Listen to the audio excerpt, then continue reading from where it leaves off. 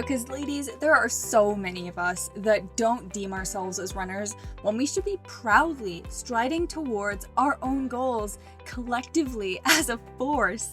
So let me just take that out of your brain and give you the permission to call yourself a runner. Welcome everyone to Run Girl Radio. I'm Holly Dickinson, founder of Excel Strength and Conditioning, where we coach and empower female runners just like you across the world, making you faster, more knowledgeable, and set for a lifetime of injury-free running. Each week, I will be bringing you impactful information, creative solutions, and juicy running tips to get you one stride closer to your highest running self. Knowing that when curious and strong women are equipped with on-topic information and innovative solutions, there is no stopping us. Consider me your personal running coach in your back pocket. So join me and get ready to bust down some barriers, laugh at some running real talk, and get excited and energized as we have some fun finding our way together through this wonderful world of running. Welcome back, ladies. Okay, diving into today, this episode was solely inspired by all of your posted questions on Facebook, on Instagram, and my goodness, I've been answering for some people that have felt very low or felt not entitled to call themselves a runner. Now, my good friend and physio, Michaela Bennett, and I did some collaborations earlier this year on running tips for the common runner, and a recent post of hers actually made me think deeper. Why the heck do we, and more so us women, question if we are runners or not? And you guys, you're not alone in this question. So many of us try and find validation in, are we good enough? Can we call ourselves this? Are we running a faster pace? We'll dive into that in a second. But you guys are not alone. And that's where this episode comes in. I want to break down those barriers, help you feel more confident, and help you stop second guessing and self-sabotaging all of those thoughts that are running through your head, making you question if you're good enough for the game of running. Now, let me just answer that question. Yes, you are. You can be here. You can call yourself a runner. And I even feel this at times. I question my ability to not necessarily call myself a runner, but question if I'm doing good enough, which I think is what most of us can put our hands up of. Have you ever thought, I don't know if this encompasses me, but I don't feel like I can step into that club. I don't feel like I can put my foot into that group and call myself X, Y, and Z. And guys, I came into this world running from the womb. My mom, and I mean, thanks mom, she pushed me out so hard I broke my collarbone, and she gave me the genes for the speed. Thanks for those Jamaican genes from my granddad and my mama. But yes, seriously, I've always had that inkling of being the fast kid, but that related to a lot of different sports. We get to the end of high school, and the options are either do this college basketball scholarship that I was offered, but I was banged up and beat up, and I just chose to focus on my studies. But I did look into joining a track team. Now, I don't know if you've run with a track team before, but they are few and far between, especially when you're on the West Coast here on Vancouver Island, because the fees are a lot higher. You have to travel far and wide to find people to compete against that are not on the island and are of the caliber that you want to race sprinting around a track with. Now, with that being said, I stepped away from my sprinting career at that time, and I thought, okay, we're going to play sport for fun. And that's where I joined the YMCA, I did basketball with the guys, I kept playing volleyball for fun, all of these sports for fun, and of course, I was studying it so I can be here and giving you information that is valid. So a lot of my knowledge is built up from the foundations, the form, the challenge of acceleration, top speed, the skills, the mindset behind sprinting, and the training that I was really involved in and then studied for those 4 years of my degree. That kept snowballing into once I was a trainer, once I was a strength coach in the gym, I was constantly getting the referrals for clients that were runners. Now, were these runners sprinters? No, because again, most of us aren't part of sprint track teams. We do the 5Ks, we do the 10Ks, we do the half marathons, ultras, you name it. We are part of all of those competitive groups that are available to us and that communities put on as events locally in our area. And we can travel to them across the world. Maybe not right now with COVID, but they will be back. So I definitely find myself in the place where I am questioning, can I call myself a runner? If I'm a sprint coach, my love is for shorter distances. When I'm coaching people that are doing this, that are doing that are running every single day. So let's run through a nice little game, okay? So I want you to play with me here. I'm gonna call out kind of probably thoughts that have been going through your head. And I'm going to tell you that's boo hockey, and that's a lot of mental talk that we need to start switching. That's some BS we need to change. Okay? Here we go. So we're finishing a sentence here. I don't know if I can call myself a runner because. And then we're just gonna implement some potential thoughts that are running through your head here. Because my pace is slow. Oh my gosh, I see this all the time. Oh, my pace is only this. Is this good, guys? Question mark. Am I classified as a good runner? Your pace is your own, darling. And because, you're lapping people on the couch. You're lapping your yesterday you, okay? And that's a big one. If it's running for you, then you're doing it with all the right intention. Your pace is your pace. And maybe we shouldn't be running the same pace all the time, but you can play with your own pace within your own realms. So that might be one ending to that sentence. So I don't know if I can call myself a runner because, here's another one, I haven't run at the same level that I had since before having babies. Oh my goodness. Our body has been through some turmoil. We've bounced back. We have birthed humans, grown and birthed humans. Heck, you're out there trying and you're starting again. Now, this is a big one because most of us women, we go through this transition, and in general, we all go through different phases of our life. We are all getting older. So for this one, reframe that mind. I have carried and birthed X, Y, Z, however many humans, children that you have, okay? And my body is performing for me. I am a runner after having children. Reframe that brain. Another one could be, I don't run races. So you can run races for fun and not competition and still be a runner, or you can just run for fun. You could be a runner and not be specifically after medals, specifically after that feeling of competing. Some people don't like competing. Some people don't love being in crowds.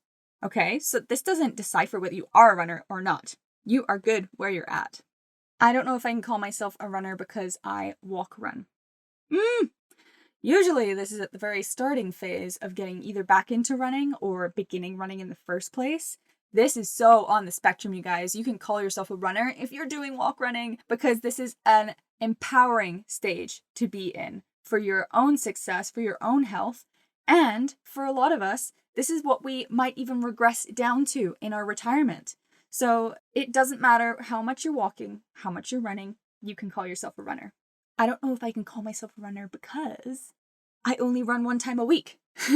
That one's common too. Then there's no minimum or maximum that you should be placing on your head to become a runner or to be deemed a runner.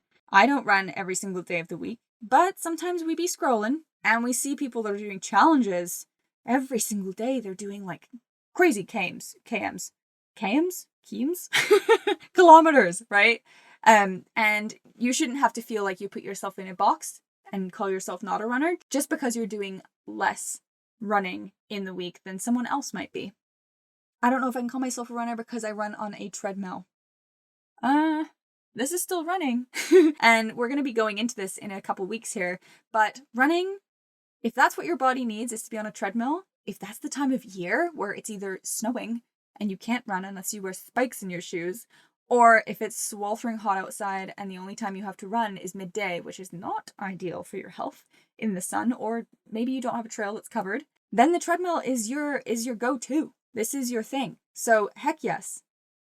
The next one is an interesting one. I don't look like a runner. Okay, then tell me what a runner looks like.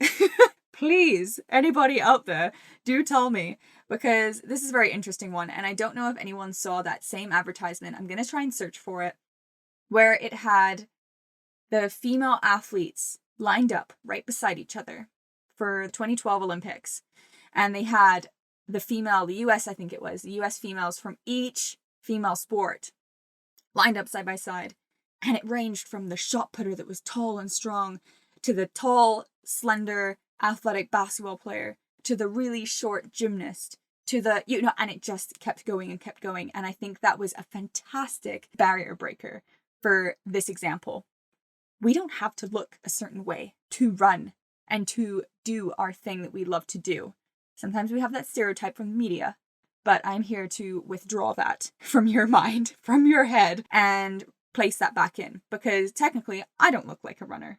I look like a sprinter. But if you put me next to a marathon runner, So there's all sorts of types of runners too. If we were to put Usain Bolt right beside a Kenyan runner, we would probably be looking at a different body type and a different build-up, correct? So take that out of your mind. You are no longer to think about that. Let's move on. I really don't know what I'm doing. And this is a very common one. So if no one taught you how to run, no one teaches us how to walk. I mean, we all learn how to walk. We all learn how to run. Someone teaches you how to ride a bike, right? But unless you actually did athletics or track and field, no one actually taught you the specifics of running and the actual movement itself and how to make it the most efficient, how to feel. Maybe you feel awkward when you run. That's totally okay. We've all been there. But we're all beginners at some point in our journey. And it's so important to remember that. And it's totally okay if you have no clue. You're here. You're seeking information and I'm giving it out to you. So be here. Stay with me. I will give you more information as we go on how to feel more confident and how to feel like you really do know what you're doing, because we should all feel empowered with the knowledge of running. Another one, I don't know if I can call myself a runner because I don't wear a fancy watch or track my stats. Interesting one. Some people don't like numbers. There is no need to be tracking our stats unless, you have a coach and you're working towards a specific goal. It's very useful to have that information. And you know what? You don't have to have a fancy watch to be having some of the basic stats. You can have a smartphone and that will track just as good. Just won't have your heart rate on there specifically. And if you're interested in improving, a coach will actually break down the stats for you. So you don't actually have to understand them. You just kind of send them to them and they'll know exactly what you're doing. So I'm here to tell you that all those things you can let go from your brain.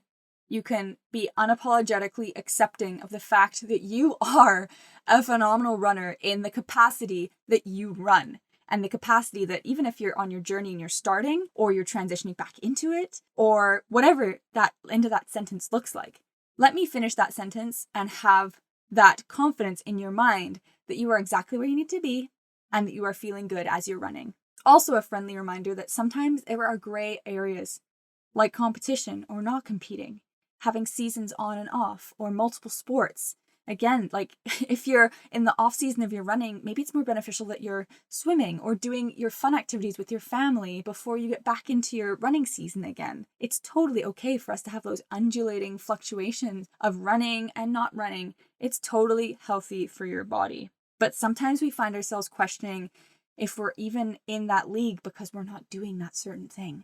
We're not tracking those stats. We're not running. We're walk running. We had babies and we're trying to get back into it. We have a slower pace than what we see everyone posting their great running days looking like. So let go of all of that.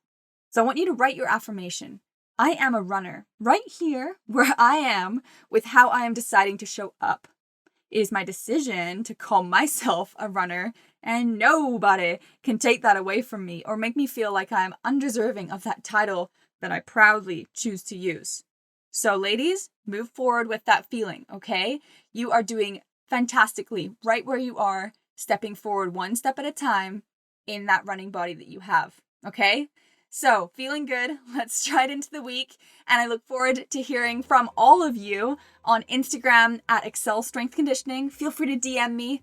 Let me know which one of these you've been maybe cycling in your brain, calling yourself not a runner, and how you've reframed it. I want to know your new verbiage and I want to know your new affirmation with how you're reminding yourself that you are in fact a runner and X, Y, and Z can't take away from that. Okay? I will see you ladies next week for our next episode of Run Girl Radio. Keep it up and keep those smiles on your face.